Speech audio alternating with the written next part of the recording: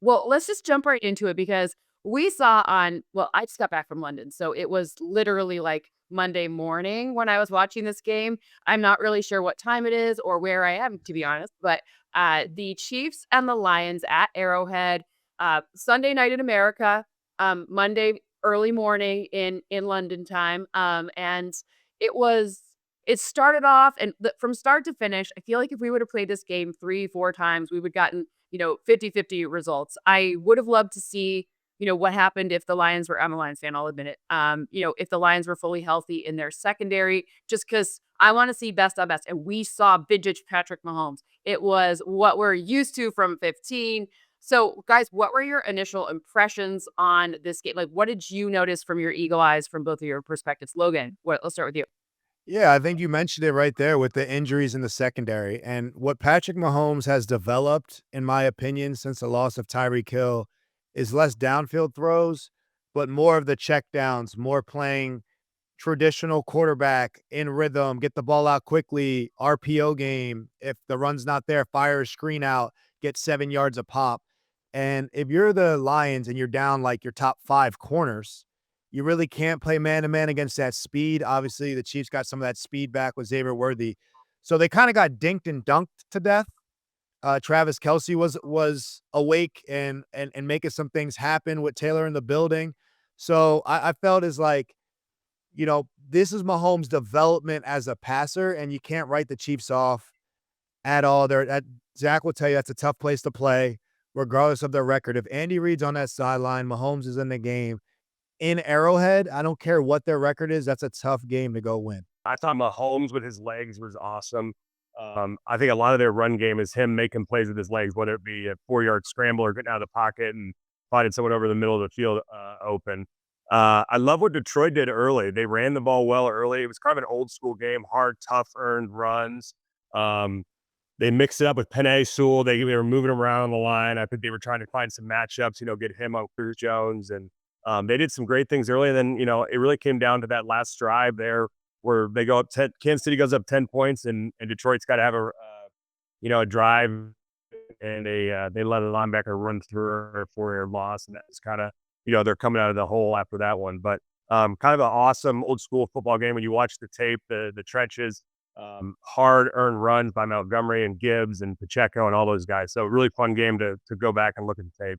Yeah, I mean, one of the things I noticed in this game was just the ability for Kansas City's offensive line. Like right before the game, you're like, "Oh gosh, the O line is like down. Their rookie left tackle. Like, what's going on here? What are they going to say?" Aiden Hutchinson has been sacking. He kind of back to like we were worried if he's going to after an injury, is he going to be back to form? Who else is going to rush the passer? Obviously, Detroit has some answers for that, but the O line for Kansas City. I expected Detroit to look good, but I did not expect Kansas City's O-line to give Patrick Mahomes the type of protection. He even mentioned it after the game. I think he said something like, "If they're going to block like that, then great." So, is Patrick Mahomes then running the offense that he wants? Is this what he wants to do? Is this how it works? I think so. I mean, you run the ball, you lay on those guys, and like you said, you kind of dink and dunk it, let him make plays, let Mahomes be him. And really they protected outstanding all day. They get their best pass rusher stuck on a tight end one play for a sack. Um, but besides that, they really held up. And the thing I love about Kansas City, even if they don't have games where they run the ball great, when they need to run the ball at the end of the game to close out a game, they find a way to do it. And they did it against Detroit at the end of that game. Kind of dirty runs, 3, 4 yard runs, but getting a couple first downs and really shutting that game out. Hey guys, we need your help. We've noticed not all of you are subscribed to our YouTube channel, so subscribe today. Subscribe, hit that button. Logan, how do you stop Patrick? What did the Lions have a chance here? I mean, they're not playing their normal strategy for man. They play a lot of man, right? So you're not playing a lot of man in this situation. Sure, you have two of the best safeties in the league. The tandem might be the best tandem. I don't know, but what were they really like? What was wrong? Like, how do you even overcome this? Well, we've seen when Patrick Mahomes loses games, they're not close normally, and it's because the D line just overpowers the offensive line. Like we see when Mahomes has lost in Super Bowls, it's because the D line play was so much better. Then they just like go get new offensive linemen and run it back or whatever. So I think what Zach's alluding to, like Kansas City was physical. They were physical, and Detroit's known for the physicality. And other than Brian Branch just absolutely knocking Juju's head off after the game, like Kansas City was pretty physical throughout, and listen, that happens sometimes. Look, I get it. I don't condone hitting someone after the game, but there's some stuff that's said out there that sometimes gets handled. And obviously, Brian Branch is going to be fined a pretty penny for that. But And he's missing a Juju, game, yeah, so he's yeah, you got missing to this be next game careful. against the Bucks. You can only talk as much as your hands can back it up, even if you're a football player. And obviously, I would not want to try Brian Branch tomorrow or anything. He got some hands on him. But I think it was a physicality by Kansas City really matched Detroit's, if not beat them.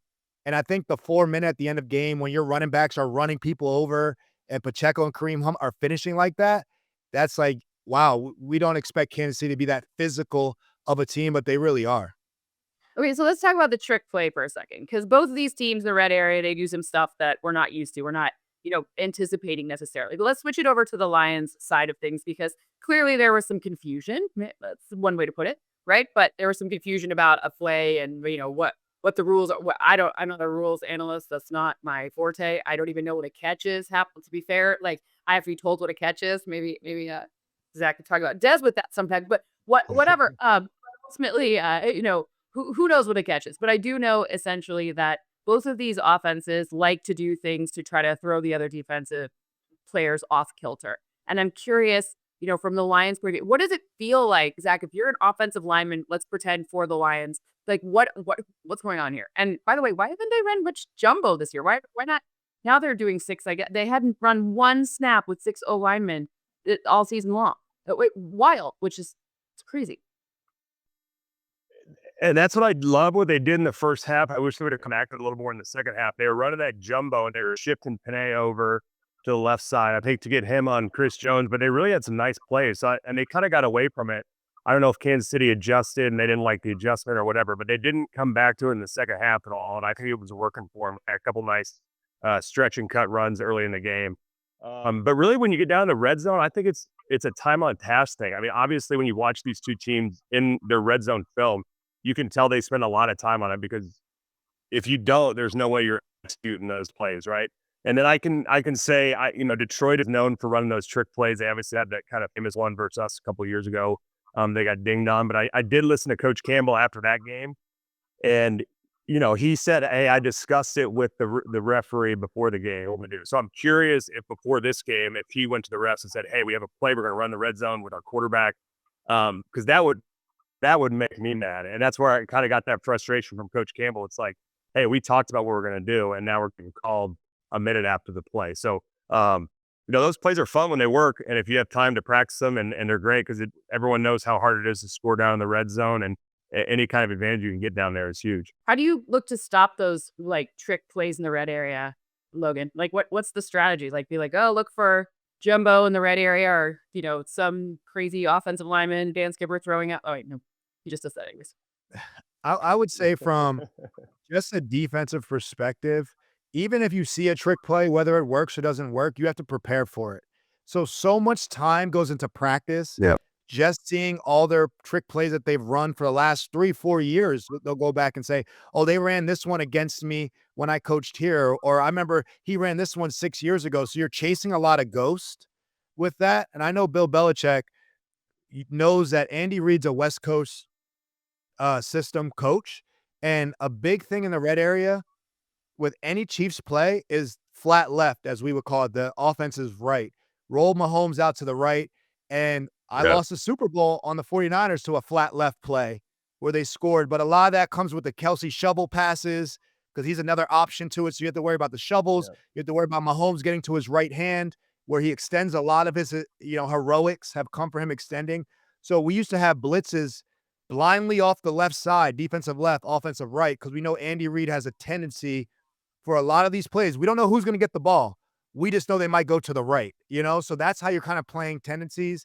And then the Lions do so much stuff that it makes you cover ghosts, because you don't know what they're going to run. Obviously, no one's really saw that Jared Goff play before.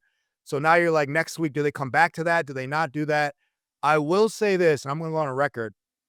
I bet you they're going to put Penei Sewell in a jumbo wildcat, or put him out to the left in a broken formation and throw it to him like they did at Alabama. Some of the stuff you're seeing in college, that's a perfect Penei Sewell package that I want to see in the NFL this year. Jumbo Penny Sewell Packers Wildcat. Zach, by the way, did you know that Logan Love it. called a touchdown on his game this week? I'm just saying, we got a full prognosticator here. I saw that play. You nailed it. I do that every game. Psychic now. Every game. At least one time I predict the play in the red zone for sure. I mean, well, we have this on film, so we can go back and check the tape later when it happens. So I want to talk to you about this after the game scuffle because, obviously there's like a lot of varying opinions. He got a 1-game suspension. That's where the league came down on everything. I mean, it's just like we'll do a 360 here. Juju's okay. He's not hurt. That was a little bit of like maybe he was looking at those international games being like, I want to be an international football player too. There's a little bit of a flop angle there with that fall out. Hey, theatrics work, man. Good for him. But like, I guess my question is like, how does that impact anything? Like, give me some insight about this because there's a lot of opinions like shouldn't people get all worked up and mad or whatever. But like realistically, what does the locker room feel about that? Well, I mean, I'm a play between the whistles kind of guy. I think Logan hit on it earlier. I mean, there are stuff like some guys take things personal out on the field, and it's not just like in game. I mean, some guys have a lot of pride, and if you challenge someone out in the field, then there's going to be words after, right? So, I'm more in the camp of take care of it on the field, obviously. But there are some times after the game where, hey, you cross the line and some guys they're not going to let it go. But I think, obviously tough game. There's some emotions flying after the game. They're obviously frustrated after a tough ending. But Branch has got to keep his cool and he's got to live to fight another day and be there for his team next week. Yeah, I would say that, look, the fines in the NFL are ridiculous to me. So Branch going to lose, I don't know, 70, 80,000 dollars or whatever because of that. And look, it's unwarranted. You're going to get a fine. You're going to get suspended. You cost your team. That's enough punishment. Nobody in the locker room is going to be like, come on, bro. They're going to be like, hey, you did what you had to do. I'm sorry we're going to miss you, but we understand. And here's the thing. If you saw the block in the black that Juju did, that doesn't get called within the game. Yeah. So you blindside clip me in the back, right? The ref doesn't call it. Okay, that's football. And then you're going to talk trash to me when you took a cheap shot on me. So, and then you're going to come up and talk trash after the game or try to shake my hand after the game. And sometimes it's like, no, we're not cool. Like, you're not going to do that. So then Brian Branch obviously punched him in the helmet, which doesn't normally work. That one looked like Never it was works. not a flop. It never works. That worked on Often that applies one, that your Cynthia. hand is messed up after that. That one worked on that one. Go look at the replay. Yeah. I mean, he stumbled back a good 3 or 4 yards. It's a Then bad now strategy. you're like, hold me back, coming after me, hold me back, Pacheco. And now it's on. So at the end of the day, look, the locker room doesn't care. They're like, all right, bro, you did what you had to do. Like, we're going to miss you. But when dirty stuff happens in the game and it's not policed, then that's when things can go. And now Branch is the villain, but go look at the whole story of that block in the back. And he said, hey, man, I got cheap shot in the back. He could have hurt me. And nothing's policing that. Sometimes the refs don't get a good handle of that. Look, I play with Aqib Talib. All right, I've seen some stuff. I play with I've some worked guys. with them. I've I seen love some Aqib stuff, Talib. I love right? him. And Aqib is going to handle his business when he says he's going to handle his business. And there's no stopping him from doing that. And that's his choice if he takes that fine. Yeah, I mean, look, I'm not the definitive ruling on any of this, but I mean, one full game after is a huge, that's a huge consequence. So I don't It's think that the huge. Twitter police need to add more fuel to that fire. We get it. Like, it's not ideal, but on some level, like, it's still, you're asking people to, for 60 minutes, be engaged at 60 football minutes, run at each other full speed, and some things don't have, like, of course there's going to be emotions. How could you get yourself up to play the game if there are not emotions involved? Like, then you'd be like, I don't care. Like, what? Like, so I'm not suggesting that it's correct and you should never hit someone in for whatever. There's no need for that. But I understand how it happens. I don't think he's a total villain. I don't know. I mean, and I would say that even if he wasn't a lion, there's no love lost between the Lions. They're not enemies, the Lions and Chiefs. They barely play each other. So it's not like it's a Packers game and there's like some history and none of that, So I don't know. But